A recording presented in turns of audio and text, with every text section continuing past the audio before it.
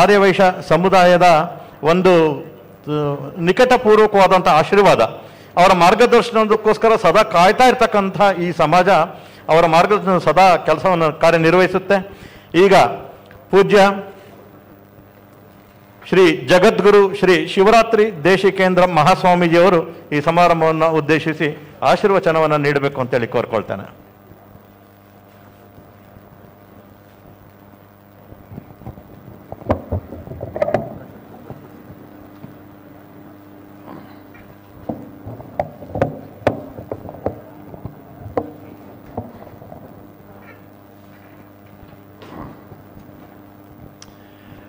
ಅಖಂಡಮಂಡಲಾಕಾರಂ ವ್ಯಾಪ್ತಂ ಯೇನ ಚರಾಚರಂ ತತ್ಪದಂ ದರ್ಶಿತಂ ಯೇನ ತಸ್ಮೈ ಶ್ರೀ ಗುರವೇ ನಮಃ. ಇಂದು ಈ ಜ್ಯೇಷ್ಠ ಮಾಸದ ಶುಭ ದಿನದಂದು ಕನ್ನಿಕಾ ಪರಮೇಶ್ವರಿಯ ಒಂದು ಪವಿತ್ರ ಸಾನ್ನಿಧ್ಯದಲ್ಲಿ ವಾಸವಿ ಪೀಠದ ನೂತನ ಗುರುಗಳ ಪೀಠಾರೋಹಣದ ಶುಭಾವಸರದಲ್ಲಿ ನಾವೆಲ್ಲ ಸೇರಿದ್ದೇವೆ. ಇದೀಗ ಪೂಜ್ಯರು ಪೀಠವನ್ನು ಆರೋಹಣ ಮಾಡಿದ್ದಾರೆ. ನಿಮ್ಮ ಬಹುದಿನದ ಕನಸು ನನಸಾಗ್ತಾ ಇರುವಂತಹ ಒಂದು ಶುಭ ಸನ್ನಿವೇಶ. ಧರ್ಮಪೀಠಗಳು ಮನುಷ್ಯನ ಆತ್ಮ ಸಾಕ್ಷಾತ್ಕಾರಕ್ಕಾಗಿ ಆತನ ನಿರಂತರ ಮಾನಸಿಕವಾದಂತಹ ಸುಖ ಸಂತೋಷಗಳಿಗಾಗಿ ಮಾರ್ಗದರ್ಶನ ಮಾಡುವಂತಹದ್ದು. ಇಲ್ಲಿ ಆರ್ಯವೈಶ್ಯ ಸಮಾಜದ ಸಂಗತಿಯನ್ನು ಪ್ರಸ್ತಾಪಿಸಿದ್ರು. ಬಹುಶಃ ಸಮಾಜದಲ್ಲಿ ಅತ್ಯಂತ ಶ್ರೀಮಂತವಾದಂತಹದ್ದು ಆರ್ಯವೈಶ್ಯ ಸಮಾಜ. ಅದು ಆರ್ಥಿಕವಾಗಿ ಮಾತ್ರ ಅಲ್ಲ, ಧಾರ್ಮಿಕವಾಗಿಯೂ ಭಕ್ತಿ ಸಂಪನ್ನದಲ್ಲೂ ಕೂಡ ಶ್ರೀಮಂತವಾದಂತಹ ಸಮಾಜ ಯಾವುದು ಅಂತಂದರೆ ಆರ್ಯವೈಶ್ಯ ಸಮಾಜ ಅಂತ ಅನ್ನೋದು. ಈ ಎರಡನ್ನೂ ತೂಗಿಸ್ಕೊಂಡು ಹೋಗೋದು ಬಹಳ ಕಷ್ಟ. ಎಲ್ಲಿ ಶ್ರೀಮಂತಿಕೆ ಬರುತ್ತೆ ಅಲ್ಲಿ ಧರ್ಮ ಮರೀತಾ ಹೋಗುತ್ತೆ, ಎಲ್ಲಿ ಧರ್ಮ ಪ್ರಬಲ ಆಗುತ್ತೆ ಅಲ್ಲಿ ಶ್ರೀಮಂತಿಕೆ ಮರೆಯಾಗ್ತಾ ಹೋಗುತ್ತೆ. ಅದೆರಡನ್ನೂ ಸಮತೂಕವಾಗಿ ನಿರಂತರವಾಗಿ ಕಾಯ್ದುಕೊಂಡಿರುವಂತಹ ಅಪರೂಪದ ಸಮಾಜಗಳಲ್ಲಿ ಆರ್ಯವೈಶ್ಯ ಸಮಾಜ ಕೂಡ ಒಂದಾಗಿದೆ. ಮತ್ತು ಸಮಾಜದ ಎಲ್ಲ ಸಂಕಷ್ಟಗಳಿಗೂ ಕೂಡ ಎಲ್ಲ ಸಂದರ್ಭಗಳಲ್ಲೂ ಕೂಡ ಉದಾರವಾದ ಮನಸ್ಸಿನಿಂದ, ಭಾರವಾದ ಮನಸ್ಸಿನಿಂದಲ್ಲ, ಉದಾರವಾದ ಮನಸ್ಸಿನಿಂದ, ಸಂತೋಷದಿಂದ ಅದರಲ್ಲಿ ಪಾಲ್ಗೊಂಡು ಜನರ ನೋವುಗಳನ್ನು ನಿವಾರಣೆ ಮಾಡುವಂತಹದ್ರಲ್ಲಿ ಮುಂದೆ ಇರುವಂತಹ ಸಮಾಜ ಆರ್ಯ ಸಮಾಜ. ಅಂಥ ಒಂದು ಸಮಾಜದ ಒಂದು ಪೀಠಕ್ಕೆ ಗುರುಗಳನ್ನು ಇವತ್ತು ಪೀಠಾರೋಹಣ ಮಾಡುವ ಶುಭಾವಸರದಲ್ಲಿ ನಾವು ಸೇರಿದ್ದೇವೆ. ಕಳೆದ ವರ್ಷ ರಾಜ್ಕೋಟ್ನಲ್ಲಿ ಅವರು ಯಾವ ಆಶ್ರಮದಲ್ಲಿ ಆರ್ಷ ವಿದ್ಯಾಲಯದಲ್ಲಿ ಕೊಯಮತ್ತೂರಿನಲ್ಲಿ ಅಧ್ಯಯನ ಮಾಡಿದ್ರೋ ದಯಾನಂದ ಸರಸ್ವತಿಯವರು ಅವರ ಆಚಾರ್ಯ ಮಹಾಸಭಾ ಅಂತ ಒಂದು ಸಭೆಯನ್ನು ಪ್ರಾರಂಭಿಸಿದ್ದಾರೆ. ಅದರ ಮೂಲ ಉದ್ದೇಶ ಇಡೀ ದೇಶದ ಎಲ್ಲ ಆಚಾರ್ಯರು ಅವರ ಸಂಪ್ರದಾಯ ಪರಂಪರೆ ಯಾವುದೇ ಇದ್ದರೂ ಕೂಡ ಅದನ್ನೆಲ್ಲ ಬದಿಗಿರಿಸಿ ಎಲ್ಲರೂ ಏಕಾಭಿಪ್ರಾಯದಿಂದ ಭಾರತ ಸಂಸ್ಕೃತಿಯ ವಿಶೇಷವಾಗಿ ಹಿಂದೂ ಧರ್ಮದ ಸಂರಕ್ಷಣೆಗೆ ಕಟಿಬದ್ಧರಾಗಿ ನಿಲ್ಲಬೇಕು ಅಂತಕ್ಕಂತಹದ್ದು ಅದರ ಮೂಲ ಉದ್ದೇಶ. ಅದರ ಸ್ಥಾಪಕರು ದಯಾನಂದ ಸರಸ್ವತಿಯವರು. ಪ್ರತಿ ವರ್ಷ ಒಂದೊಂದು ಕಡೆ ಅದರ ಕಾರ್ಯಕ್ರಮ ನಡೆಯುತ್ತೆ. ಆ ದಿನಮಾನದಲ್ಲಿ ಸಮಾಜದಲ್ಲಿ ಇರಬಹುದಾದಂತಹ ಸಾಮಾಜಿಕ ಸಮಸ್ಯೆಗಳನ್ನು ಕುರಿತು ಚಿಂತನೆ ಮಾಡಿ ಪರಿಹಾರಗಳನ್ನು ಒದಗಿಸಬೇಕಾದಂತಹದ್ದು ಅದರ ಮುಖ್ಯ ಧ್ಯೇಯೋದ್ದೇಶಗಳಲ್ಲಿ ಒಂದು. ಕಳೆದ ವರ್ಷ ರಾಜ್ಕೋಟ್ನಲ್ಲಿ ಕಾರ್ಯಕ್ರಮ ಇತ್ತು 2 ವರ್ಷಗಳ ಹಿಂದೆ. ಅದೇ ದಿವಸ ಸಿದ್ಧಗಂಗೆಯ ಪೂಜ್ಯ ಶಿವಕುಮಾರ ಮಹಾಸ್ವಾಮಿಗಳವರು ಚೆನ್ನೈನಿಂದ ಶಸ್ತ್ರಚಿಕಿತ್ಸೆಯಾಗಿ ಕ್ಷೇತ್ರಕ್ಕೆ ಬರೋದಿತ್ತು. ನಾವು ಅಲ್ಲಿಗೆ ಹೋಗಿ ಸ್ವಾಮೀಜಿಯವರು ಅಲ್ಲಿಗೆ ವಿಶೇಷವಾದ ಏರ್ಕ್ರಾಫ್ಟಲ್ಲಿ ಹೋದ್ಮೇಲೆ ನಾವು ಮುಂಬೈಗೆ ಹೋದ್ವಿ. ಅಲ್ಲಿಂದ ಅಲ್ಲಿ ಟ್ರಾನ್ಸಿಟ್ ಇತ್ತು ರಾಜ್ಕೋಟ್ಗೆ ಹೋಗಬೇಕಾದ್ರೆ ವಿಮಾನದಲ್ಲಿ. ರಾಜ್ಕೋಟ್ಗೆ ಹೋದಾಗ ಆಕಸ್ಮಿಕವಾಗಿ ಒಬ್ಬರು ಸನ್ಯಾಸಿಗಳು ಭೇಟಿಯಾದರು. ಅಲ್ಲಿ ವಿಮಾನದಲ್ಲಿ ಕೆಲವು ದಿವಸ ಸಮಯ ಇದ್ದಾಗ ಅಲ್ಲಿ ಭೇಟಿಯಾಗಿ ಪರಿಚಯ ಆಗಿ ಕೇವಲ ಕೆಲವು ನಿಮಿಷಗಳಲ್ಲಿ ಎಷ್ಟೋ ಸಾರಿ ವರ್ಷಗಟ್ಟಲೆ ಸಂಭಾಷಣೆ ಮಾಡಿದ್ರೂ ಆತ್ಮೀಯತೆ ಬೆಳೆಯೋದಿಲ್ಲ. ಕೆಲವು ಸಾರಿ ಸಾಯೋ ತನಕನೂ ಆತ್ಮೀಯತೆ ಬೆಳೆಯೋದಿಲ್ಲ. ಆ ಸಂಬಂಧಗಳು ವ್ಯಾವಹಾರಿಕವಾಗಿ ಇರುತ್ತೆ. ಆದರೆ ಕೆಲವೇ ನಿಮಿಷಗಳಲ್ಲಿ ಒಂದು ಆತ್ಮೀಯವಾದಂತಹ ಬಾಂಧವ್ಯವನ್ನು ಬೆಳೆಸಿದಂಥವರು ಆ ಸನ್ಯಾಸಿಗಳು. ಅವ್ರು ಯಾರು ಅಂದರೆ ಇವರೇ ಸಚ್ಚಿದಾನಂದ ಸರಸ್ವತಿ ಮಹಾಸ್ವಾಮಿ. ಆ ದಿನಮಾನದಿಂದ ನಿಕಟವಾದಂತಹ ಸಂಬಂಧವನ್ನು ಅವ್ರ ಜೊತೆ ಅವಾಗವಾಗ ಅವರು ನೀವು ಮನೆಯವರು ದೂರ ಬೆಂಗಳೂರಿನಲ್ಲಿದ್ದರೆ ರಾಜಾಜಿನಗರದಿಂದ ಬನಶಂಕರಿಗೆ ಹೇಗೆ ಮಾತನಾಡ್ತೀರಿ, ಫೋನ್ನಲ್ಲಿ ಹಾಗೆ ನಿರಂತರವಾಗಿ ದೂರವಾಣಿಯ ಸಂಪರ್ಕದಲ್ಲಿದ್ದು ಅನೇಕ ವಿಚಾರಗಳನ್ನು ವಿನಿಮಯ ಮಾಡಿಕೊಳ್ಳುವಂತಹ ಅಪರೂಪದ ಸ್ವಾಮೀಜಿಯವರಲ್ಲಿ ಸಚ್ಚಿದಾನಂದ ಸರಸ್ವತಿ ಸ್ವಾಮೀಜಿಯವರು ಕೂಡ ಒಬ್ಬರಾಗಿದ್ದಾರೆ. ಇವತ್ತು ಅವರ ಪೀಠಾರೋಹಣದಲ್ಲಿ ಭಾಗವಹಿಸೋದು ತುಂಬ ಸಂತೋಷ ಆಗಿದೆ. ಇದು ಬೃಹತ್ತಾಗಿ ನಡಿಬೇಕಾಗಿದ್ದಂತಹ ಸಂದರ್ಭ, ಇದು ಕಾರ್ಯಕ್ರಮ. ಆದರೆ ಇವತ್ತು ಬೃಹತ್ತಾಗಿ ನಡೀತಾ ಇದೆ. ಜನಜಂಗುಳಿ ಇಲ್ಲ, ಮೇಲೆ ಬೀಳೋದಿಲ್ಲ. ಅದೆಲ್ಲ ಕಾರ್ಯಕ್ರಮ ಇದ್ದರೆ ಅನೇಕ ಒತ್ತಡಗಳಿತ್ತು. ಆದರೆ ಇವತ್ತು ಲಕ್ಷಾಂತರ ಜನ ಮನೆಯಲ್ಲೇ ಕೂತು ಪೀಠಾರೋಹಣ ಅತ್ಯಂತ ಸಂತೋಷದಿಂದ ಹೃದಯ ತುಂಬಿ ನಡೆಯುವಂತಹ ಒಂದು ಕಾರ್ಯಕ್ರಮ ಇವತ್ತು ಏರ್ಪಾಟಾಗಿದೆ. ಒಬ್ಬ ಸ್ವಾಮಿಗಳಾಗ್ತಕ್ಕಂತಹದ್ದು ಸುಲಭದ ಕೆಲಸ ಅಲ್ಲ. ಒಂದು ಮುಳ್ಳಿನ ಹಾಸಿಗೆ ಮೇಲೆ ಮಲಗಿದಾಗ ಅದು ಅವರು ತಾಯಿಯವರಿಗೆ ನಮಸ್ಕರಿಸಿ ಪೂರ್ವಾಶ್ರಮದ ಸಂಬಂಧಕ್ಕೆ ವಿದಾಯವನ್ನು ಹೇಳಿ ಪೀಠವನ್ನು ಅಲಂಕರಿಸಿದ್ದಾರೆ. ಈಗ ಅವರ ತಾಯಿ ಸ್ಥಾನದಲ್ಲಿ ಏನು ಅಂತಂದರೆ ಇಡೀ ಸಮಾಜವೇ ಅವರ ತಾಯಿ ಸ್ಥಾನದಲ್ಲಿ ನಿಲ್ತಕ್ಕಂತಹದ್ದು. ಮಕ್ಕಳಾದಂಥವರು ತಂದೆ ತಾಯಿಗಳನ್ನು ಹೇಗೆ ಪೋಷಿಸ್ತಾರೋ ಹಾಗೆ ಅವರೆಲ್ಲರ ಪೋಷಣೆಯ ಜವಾಬ್ದಾರಿ ಯಾರಿಗಿರುತ್ತೆ ಅಂತಂದರೆ ಮಠಾಧಿಪತಿಗಳಾದಂಥವ್ರಿಗೆ ಆ ಜವಾಬ್ದಾರಿ ಇರುತ್ತೆ. ಅಂಥ ಜವಾಬ್ದಾರಿಯನ್ನು ಶ್ರೀಗಳು ವಹಿಸ್ಕೊಂಡಿದ್ದಾರೆ. ಅವರಲ್ಲಿ ವಿದ್ವತ್ತಿದೆ, ವಿನಯ ಇದೆ.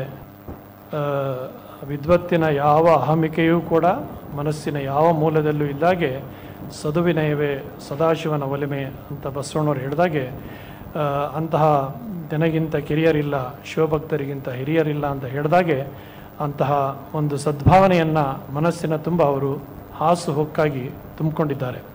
ಅವರ ಹೆಸರೇ ಸತ್ತು ಚಿತ್ತು ಆನಂದ. ಇನ್ನು ಇದಕ್ಕಿಂತ ಇನ್ನೇನು ಬೇಕು ಅಂತ ಸದಾ ಸಚ್ಚಿತ್ ಆನಂದರಾದಂಥವರೇ ನಿಮಗೆ ಪೀಠಾರೋಹಣಕ್ಕೆ ಸಿಗ್ತಕ್ಕಂತಹದ್ದು ಈ ಸಮಾಜದ ಪುಣ್ಯ ಅಂತ ಭಾವಿಸಬೇಕು. ನಮ್ಮ ಬ್ರಹ್ಮಾನಂದ ಸರಸ್ವತಿಯವರು ಚಿನ್ಮಯ ಮಿಷನ್ನಿನ ಒಂದು ಸಮರ್ಥ ಉತ್ತರಾಧಿಕಾರಿಗಳು. ಅವರ ಪ್ರವಚನಗಳ ಮೂಲಕ ಜನರ ಮನಸ್ಸನ್ನು ಗೆದ್ದಿರುವಂತಹವರು. ಅಷ್ಟೇ ಅಲ್ಲ, ಜನರ ಎಲ್ಲ ಮನಸ್ಸಿನ ನೋವುಗಳಿಗೆ ನಿರಂತರವಾದ ಸಾಂತ್ವನವನ್ನು ನೀಡ್ತಾ ಇರ್ತಕ್ಕಂಥವ್ರು. ಅವ್ರು ಹೇಳಿದ್ರು, ಇಂತಹ ಭವ್ಯವಾದ ಕಾರ್ಯಕ್ರಮ ನಡೆದದ್ದು ಯಾತಕ್ಕೆ ಅಂತಂದರೆ ಉಸಿರು ಕೊನೆ ಇರೋ ತನಕನೂ ಕೂಡ ಸೇವೆ ಮಾಡಬೇಕಂತದ ಜವಾಬ್ದಾರಿ ನಿಮ್ಮ ಮೇಲೆ ಇದೆ ಅಂತ ಅನ್ನೋದಕ್ಕೋಸ್ಕರ ಎಲ್ಲ ಕೊಡ್ತಾ ಇರೋದು. ನೀವು ಹೀಗೆ ಮೇಲೆ ಕುಳಿತಿರಬೇಕು ಅಂತಲ್ಲ, ಕುಳಿತಿರೋದು ಇನ್ನೊಂದು 10 ನಿಮಿಷ ಅಷ್ಟೇ, ಇದು ಆಯ್ತು ಮುಗೀತೀನಿ ನಾವು. ಇನ್ನು ಕೆಲಸ ಸಮಾಜದ ಸೇವೆಗೆ ತೊಡಗಿಸ್ಕೊಳ್ತಕ್ಕಂಥದ್ದು. ಪೀಠ ಅಂತನ್ನೋದು ಸಾಂಕೇತಿಕವಾದಂತಹದ್ದು. ಅದರ ಸಾಂಕೇತಿಕವಾಗಿ ಸಮಾಜ ಗುರುತಿಸಲಿಕ್ಕೆ ಪೀಠಾರೋಹಣ ಮಾಡ್ತಕ್ಕಂಥದ್ದು. ಅಂಥ ಪೀಠವನ್ನು ಅಲಂಕರಿಸಿದ್ದಾರೆ. ನಮ್ಮ ಪೇಜಾವರ ಶ್ರೀಗಳು ವಿಶ್ವಪ್ರಿಯ ಶ್ರೀಗಳವರು ಕಾರ್ಯಕ್ರಮಕ್ಕೆ ಆಗಮಿಸಿದ್ದಾರೆ. ಪೇಜಾವರದ ಶ್ರೀಗಳು ವಿಶ್ವೇಶ ತೀರ್ಥರು ಇಡೀ ಭಾರತ ದೇಶದಲ್ಲಿ ಹಿಂದೂ ಧರ್ಮದ ಒಂದು ಸಂಸ್ಥಾಪನೆಗಾಗಿ ಅಹರ್ನಿಶಿ ಶ್ರಮಿಸಿದಂಥವರು, ಆ ಪೀಠ ಪರಂಪರೆಯಲ್ಲಿ ಬಂದಂಥವರು. ಅವ್ರು ಹೇಳಿದ್ದಾರೆ, ಇವತ್ತು ಆರ್ಯವೈಶ್ಯ ವಾಸವಿ ಪೀಠದ ಪೀಠಾರೋಹಣ ಮಾಡಿದ್ದಾರೆ. ಆದರೆ ನಿಮಗೆ ಮಾತ್ರ ಮೀಸಲಲ್ಲ, ಇಡೀ ಸಮಸ್ತ ಸಮಾಜಕ್ಕೂ ಅವರ ಸದಾಕಾಲ ಮೀಸಲಾಗಿರ್ತಕ್ಕಂತಹ ತುಂಬ ಅತ್ಯಂತದ್ದು. ನಮ್ಮ ಸಿದ್ಧಗಂಗೆಯ ಶಿವಕುಮಾರ ಮಹಾಸ್ವಾಮಿಗಳು 110 ವರ್ಷಗಳ ಸುದೀರ್ಘವಾದಂತಹ ಪವಿತ್ರವಾದ ಪುಣ್ಯವಾದ ಜೀವನವನ್ನು ನಡೆಸಿದಂಥವರು. ಇಡೀ ಒಂದು ಧಾರ್ಮಿಕ ಪರಂಪರೆಗೆ ಒಂದು ಹೊಸ ಆಯಾಮವನ್ನು ನೀಡಿದಂಥವರು. ಅವರ ಉತ್ತರಾಧಿಕಾರಿಗಳಾದ ಪೂಜ್ಯ ಸಿದ್ಧಲಿಂಗ ಮಹಾಸ್ವಾಮಿಗಳವರು ಅವರ ಶುಭವನ್ನು ಹಾರೈಸಿದ್ದಾರೆ. ಸ್ವಾಮಿ ಚಿನ್ಮಯಾನಂದರು, ದಯಾನಂದ ಸರಸ್ವತಿಯವರು ಅದೇ ಪರಂಪರೆಯಿಂದ ಬಂದಂಥವರು. ಇಡೀ ಜಗತ್ತಿನ ತುಂಬ ಗೀತಾ ಜ್ಞಾನ ಯಜ್ಞದ ಮೂಲಕವಾಗಿ ಒಂದು ಹಿಂದೂ ಪರಂಪರೆಗೆ ಹೊಸ ಚಾಲನೆಯನ್ನು ನೀಡಿದಂಥವರು ಕಳೆದ ಶತಮಾನದಲ್ಲಿ ಯಾರು ಅಂತಂದರೆ ಸ್ವಾಮಿ ಚಿನ್ಮಯಾನಂದರು. ಅಂಥ ಒಂದು ಹೊಸ ಪರಂಪರೆಯನ್ನು ಸೃಷ್ಟಿ ಮಾಡಿದವರು. ಭಾರತ ದೇಶದಲ್ಲ, ಅದು ಕೇರಳದಲ್ಲ, ಗುಜರಾತ್ನಲ್ಲ, ಮುಂಬೈನಲ್ಲ, ಇಡೀ ಜಗತ್ತಿನ ತುಂಬ ಗೀತೆಯ ಪ್ರಚಾರಕ್ಕೆ ತಮ್ಮನ್ನು ಸಮರ್ಪಿಸಿಕೊಂಡಂಥವ್ರು. ಅವರ ಪರಂಪರೆಯಲ್ಲೇ ಬಂದಂಥವರು ದಯಾನಂದ ಸರಸ್ವತಿಯವರು ಆರ್ಷ ವಿದ್ಯಾಕೇಂದ್ರವನ್ನು ಪ್ರಾರಂಭಿಸಿದ್ರು. ಅವ್ರದ್ದು ಇಡೀ ಹಿಮಾಲಯದಲ್ಲಿ ಆಶ್ರಮ ಇದೆ, ಅಮೇರಿಕಾದ ಪೆನ್ಸಿಲ್ವೇನಿಯಾದಲ್ಲಿ ಕೂಡ ಅವರ ಆಶ್ರಮ ಇದೆ. ಅವರು ಒಂದು ಅದ್ಭುತವಾದಂತಹ ವಿಶೇಷವಾದ ಜ್ಞಾನ ಸಂಪಾದನೆ ಮಾಡಿದರು. ಅವರು ಎಷ್ಟು ವಿದ್ವತ್ತಿತ್ತು ಹಾಗೆ ಅಂತಂದರೆ, ಒಮ್ಮೆ ಹುಣಸೂರಿನಲ್ಲಿ ಒಂದು ಕಾರ್ಯಕ್ರಮ ಇತ್ತು. ಆಗ MP ಪ್ರಕಾಶ್ ಅವರು ಸಚಿವರಾಗಿದ್ದರು. ಆ ಕಾರ್ಯಕ್ರಮದಲ್ಲಿ ಶಂಕರಮೂರ್ತಿಯವರು ಅನೇಕ ಸಂದರ್ಭಗಳಲ್ಲಿ ಭಾಗವಹಿಸ್ತಾ ಇದ್ದರು. ಆವಾಗ ಮಂಜುನಾಥ್ ಅವ್ರ ತಂದೆಯವರ ಕಾರ್ಯಕ್ರಮದಲ್ಲಿ ಭಾಗವಹಿಸಿದರು, ಪ್ರೇಮ್ನಾಥ್ ಅವರು.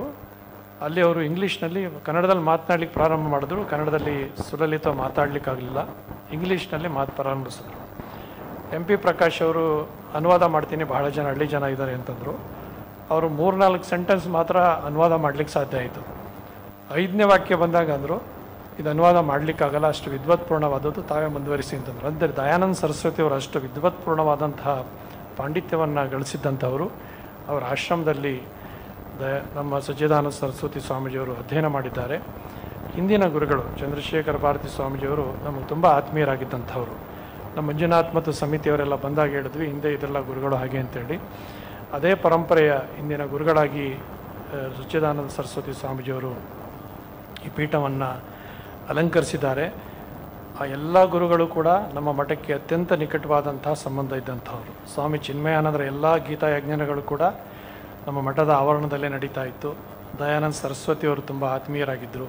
ಚಂದ್ರಶೇಖರ ಭಾರತಿ ಸ್ವಾಮೀಜಿಯವರಿದ್ದರು. ಎಲ್ಲ ಪರಂಪರೆಯನ್ನು ಒಂದು ಮುಪ್ಪರಿಗೊಂಡಂತೆ ಅವರೆಲ್ಲರ ಆಶೀರ್ವಾದ ಇವತ್ತು ಸಚ್ಚಿದಾನಂದ ಸರಸ್ವತಿಯ ಸ್ವಾಮೀಜಿ ಮೇಲೆ ವಿಶೇಷವಾಗಿದೆ. ಅಂತಹ ಒಂದು ಶ್ರೀಮಂತ ಸಮಾಜದ ಪೀಠಾರೋಹಣವನ್ನು ಮಾಡಿದ್ದಾರೆ. ಅವರಿಗೆ ಬೇರೆ ಮಠಗಳಿಗೆ ಇರುವ ಹಾಗೆ ಆರ್ಥಿಕ ಸಂಕಷ್ಟ ಯಾವತ್ತೂ ಇರಲ್ಲ. ನೀವು ಆರ್ಥಿಕವಾಗಿ ಬೇಕಾದ್ದನ್ನೆಲ್ಲ ಕೊಡ್ತಾ ಇರ್ತಾರೆ, ಸಮಾಜಕ್ಕೆ ಅವರು ದಾನ ಕೊಡ್ತಾ ಇರ್ತಾರೆ. ಅಂತಹ ಒಂದು ಪರಂಪರೆಯ ಗುರುಗಳಾಗಿ ಪೀಠವನ್ನು ಅಲಂಕರಿಸಿದ್ದಾರೆ. ಅವರು ಒಂದು ತುಂಬಿದ ಕೊಡದ ಹಾಗೆ ಸದಾ ವಿನಯಶೀಲರಾಗಿ ಒಂದು ಅದೇ ವಿನಯಶೀಲತೆಯಿಂದ ಒಂದು ಪೀಠಾರೋಹಣವನ್ನು ಮಾಡಿ ಸಮಾಜದ ಕೆಲಸವನ್ನು ಮುನ್ನಡೆಸಲಿ ಅಂತ ನಾವು ಶುಭ ಹಾರೈಕೆಯನ್ನು ಈ ಸಂದರ್ಭದಲ್ಲಿ ವ್ಯಕ್ತ ಮಾಡಿ, ನಮ್ಮ ವಿಧಾನಸಭೆಯ ಅಧ್ಯಕ್ಷರಾಗಿದ್ದಂತಹ ಸಭಾಪತಿಗಳಾಗಿದ್ದಂತಹ ಶಂಕರಮೂರ್ತಿಯವರು ಸಮಾಜದ ಹಿರಿಯರು, ಒಂದು ತೂಕದ ವ್ಯಕ್ತಿತ್ವವನ್ನು ಹೊಂದಿರತಕ್ಕಂಥವ್ರು. ಅವರು ಶಂಕರಮೂರ್ತಿಯವರು ಮಾತನಾಡ್ತಾರೆ ಅಂದರೆ ಎಲ್ಲರೂ ಕಿವಿ ಕೊಟ್ಟು ಕೇಳುವಂತಹ ಒಂದು ಹಿರಿಯ ಚೇತನ ಅವರು. ನಮ್ಮ ಮುಜರಾಯಿ ಆಗ್ತಿರೋದಂಥ ನಂದಕುಮಾರ್ ಅವರು ಇಲ್ಲಿ ಬಂದಿದ್ದಾರೆ, ಮಂಜುನಾಥ್ ಇದ್ದಾರೆ, ಅಶ್ವಥ್ ನಾರಾಯಣ್ ಅವರು ಬಂದಿದ್ದಾರೆ. ಸಮಾಜದ ಎಲ್ಲ ಮುಖಂಡರು ಕೂಡ ಇಷ್ಟೊಂದು ಸಂತೋಷದಿಂದ ನಮ್ಮ ಬಾಬು ಅವರು ಇಲ್ಲಿ ಕಾರ್ಯಕ್ರಮದಲ್ಲಿದ್ದಾರೆ. ಅವರು ತುಂಬ ನಮಗೆ ಬಹಳ ಆತ್ಮೀಯರಾದಂಥವರು. ನಾವು ಸ್ವಾಮೀಜಿಯವ್ರಿಗೆ ಹೇಳ್ತಾ ಇದ್ವಿ, ಇಲ್ಲೆಲ್ಲ ಒಂದೊಂದು ಅಂದರೆ 1 ಕೋಟಿ ಲೆಕ್ಕವೇ ಇದೆ ಇಲ್ಲಿ ಹಾಗೆ ಅಂಥೇಳಿ. ಅಂದರೆ ಹಾಗೆ ಭಕ್ತಿ ಸಂಪತ್ತು ಇದೆ. ಅಂತಹ ಒಂದು ದೊಡ್ಡ ಪರಂಪರೆಯ ಪೀಠಾರೋಹಣ ಮಾಡಿದ್ದಾರೆ. ಅವರಿಗೆ ಭಗವಂತನ ಅನುಗ್ರಹ ಸದಾಕಾಲ ಇರಲಿ. ಅವ್ರ ಪೀಠವನ್ನು ಮುನ್ನಡೆಸ್ಕೊಂಡು ಹೋಗಲಿ, ಸಮಾಜವನ್ನು ಮುನ್ನಡೆಸಲಿ, ಸಮಾಜದಲ್ಲಿರುವಂತಹ ಅನೇಕ ಕೊರತೆಗಳನ್ನು ನಿವಾರಣೆ ಮಾಡಲಿ, ಸಮಾಜದಲ್ಲಿ ಬರುವಂತಹ ಅಸಮಾನತೆಗಳನ್ನು ನಿವಾರಣೆ ಮಾಡಲಿ, ಸಮಾಜಕ್ಕೆ ನಿರಂತರವಾಗಿ ಮಾರ್ಗದರ್ಶನ ಮಾಡುವಂತಹ ಕೃಪೆಯನ್ನು ಭಗವಂತ ಅವರಿಗೆ ಸದಾಕಾಲ ನೀಡಲಿ ಅಂತೇಳಿ ಈ ಸಂದರ್ಭದಲ್ಲಿ ಶುಭ ಹಾರೈಸ್ತೇವೆ. ಪೂಜ್ಯ ಸ್ವಾಮೀಜಿಗಳಿಗೆ ಈಗ ಗೌರವಾರ್ಪಣೆ. ವಾಸುದೇವ ಮೂರ್ತಿ.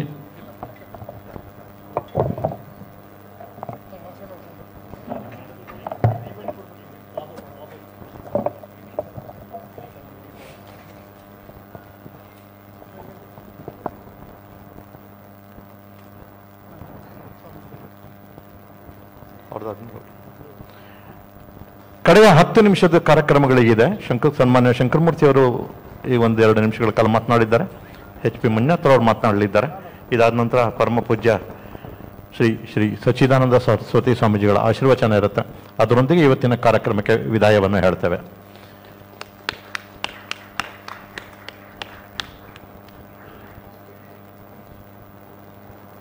ಒಂದು ಸಮುದಾಯ ಅತಿ ಹೆಚ್ಚು ಗುರುಗಳಿಗೆ ಜೊತೆಗೂಡಿಸ್ಕೊಂಡಿದ್ರೆ ಅದು ಆರ್ಯವೈಶ್ಯ ಸಮಾಜ ಅಂತೇಳಿ ಬಹಳ ಹೆಮ್ಮೆಯಿಂದ ಹೇಳ್ಕೊಳ್ಬೇಕು. ಯಾವುದೇ ಗುರುಗಳ ಹೆಸರನ್ನು ಹೇಳಿದ್ರು ಅಲ್ಲಿ ಒಂದು ಆರ್ಯವೈಶ್ಯ ಒಂದು ಸಮೂಹ ಅಲ್ಲಿ ಕಾರ್ಯಪ್ರವೃತ್ತರಾಗಿರುತ್ತೆ, ಅವರ ಆದೇಶಕ್ಕೋಸ್ಕರ ಕಾಯ್ತಾ ಇರುತ್ತೆ. ಈಗ ನಮ್ಮ ಸಮಿತಿಯಿಂದ ಗೌರವಾರ್ಪಣೆ. ಪರಮ ಪೂಜ್ಯ ಶ್ರೀ ಜಗದ್ಗುರು ಶ್ರೀ ಶಿವರಾತ್ರಿ ದೇಶಿಕೇಂದ್ರ ಮಹಾಸ್ವಾಮೀಜಿಗಳವರಿಗೆ,